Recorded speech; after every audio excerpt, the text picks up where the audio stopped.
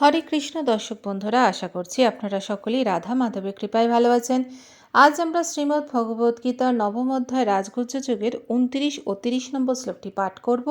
এর সাথে সাথে অনুবাদ এবং তাৎপর্য বিশ্লেষণ করব। আসুন তবে শুরু করা যাক।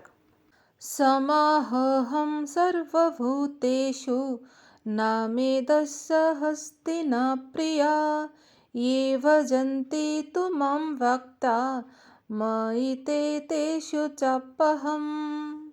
অনুবাদ: আমি সকলের প্রতি সমভাবাপন্ন, কারুর প্রতি বিদ্বেষ ভাবাপন্ন নয়, বা কেউ আমার প্রিয়ও নয়, কিন্তু যারা ভক্তিপূর্বক আমাকে ভজনা করেন তারা আমাতে অবস্থান করেন এবং আমিও তাদের মধ্যে বাস করি।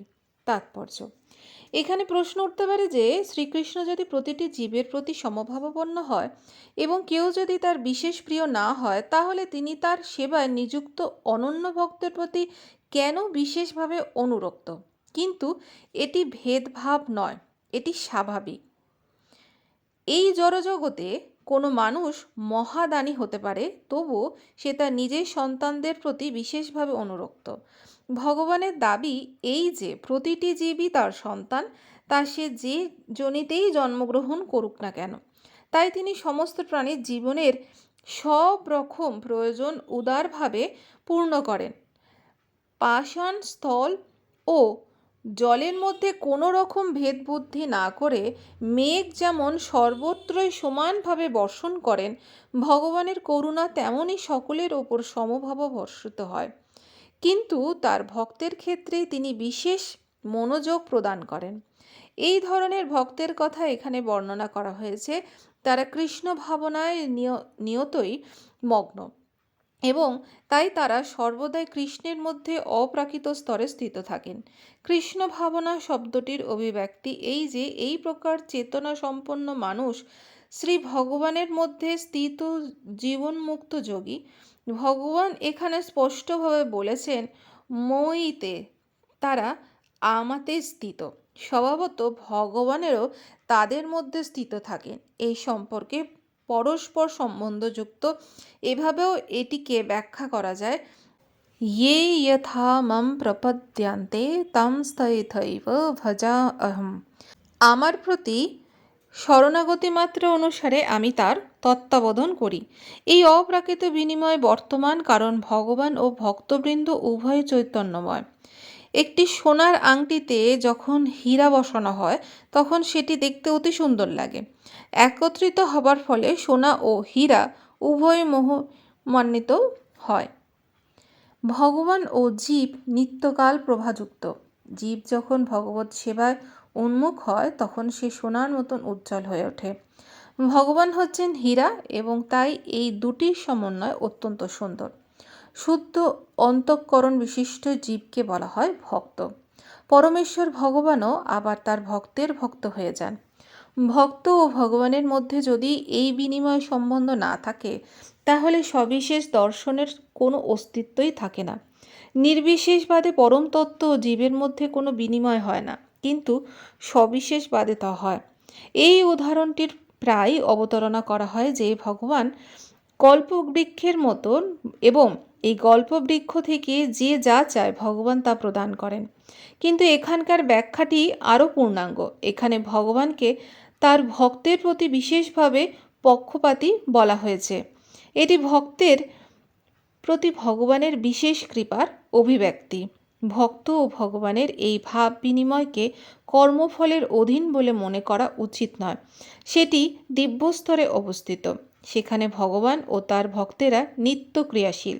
ভগবত ভক্তি এই জড়জগতের ক্রিয়া নয়, তা চিন্ময় জগতের অন্তর্ভুক্ত, যেখানে সৎ, চিৎ ও আনন্দ নিত্য বিরাজমান।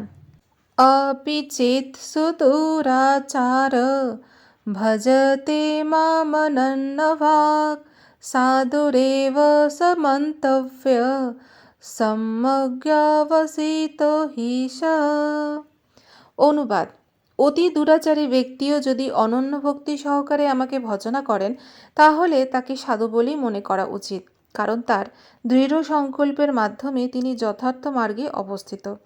তাৎপর্য: এই শ্লোকে সদুরাচার শব্দটির অত্যন্ত তাৎপর্যপূর্ণ এবং এর যথার্থ অর্থ আমাদের উপলব্ধি করা কর্তব্য।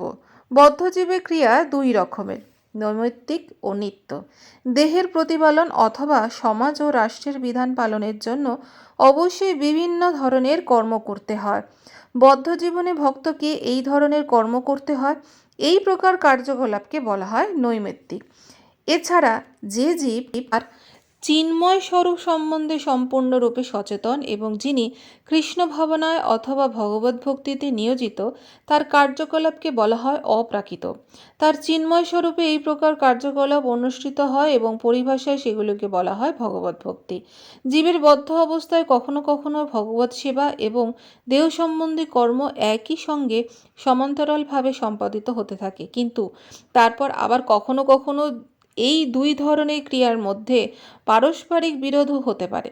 সাধারণত ভক্ত যথাসম্ভব সতর্কতা অবলম্বন করেন যাতে তার কার্যকলাপের মাধ্যমে তার সর্বাঙ্গীন উদ্দেশ্য বিঘ্নিত না হয়। তিনি জানেন যে কৃষ্ণ ভাবনা উত্তরোত্তর অগ্রগতির ওপর তার সমস্ত ক্রিয়াকলাপের সফলতা নির্ভর করছে, কিন্তু তা সত্ত্বেও কখনো কখনো দেখা যায় যে কৃষ্ণ ভাবনাময় মানুষও এমন কাজ করে বসেন যা সমাজ ব্যবস্থা ও রাজনীতির পরিপ্রেক্ষিতে অত্যন্ত গর্হিত বলে মনে হয়। কিন্তু ক্ষণিকের জন্য এই ধরনের পতন হওয়া সত্ত্বেও তিনি অযোগ্য হয়ে যান না।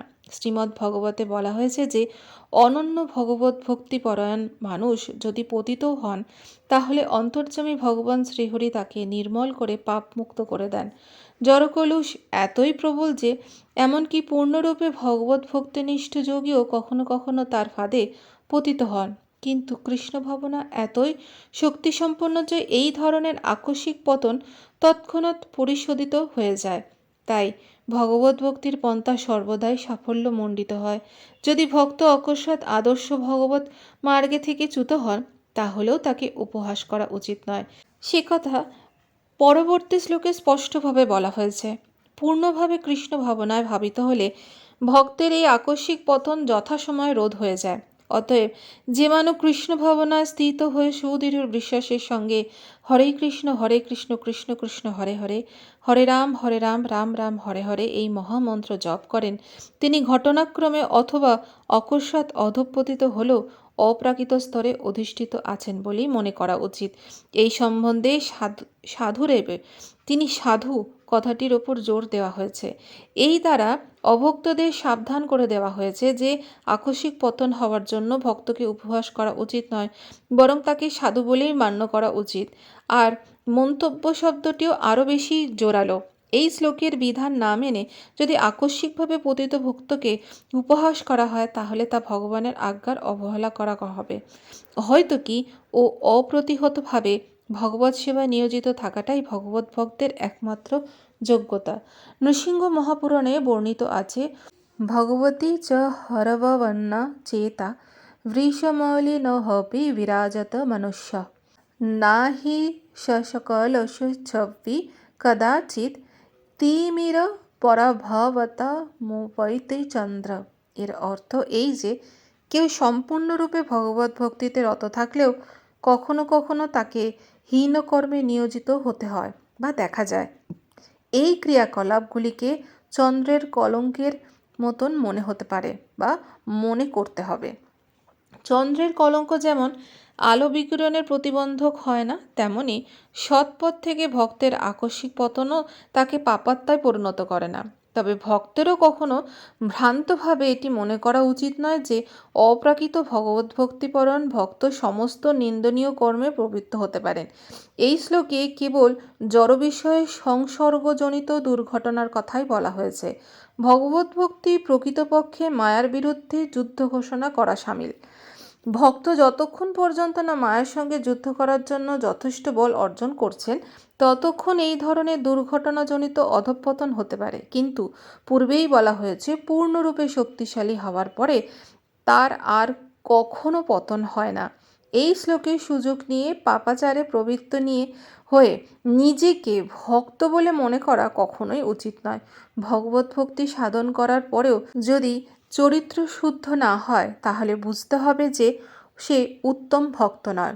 তাহলে দর্শক বন্ধুরা, এই ছিল আমাদের নবম অধ্যায় রাজগুহ্য যোগের 29 ও 30 নম্বর শ্লোকের তাৎপর্য। আগামী পর্বে আপনাদের সাথে আবার দেখা হবে পরবর্তী শ্লোক নিয়ে। আপনারা ভালো থাকুন, সুস্থ থাকুন। রাধে রাধে।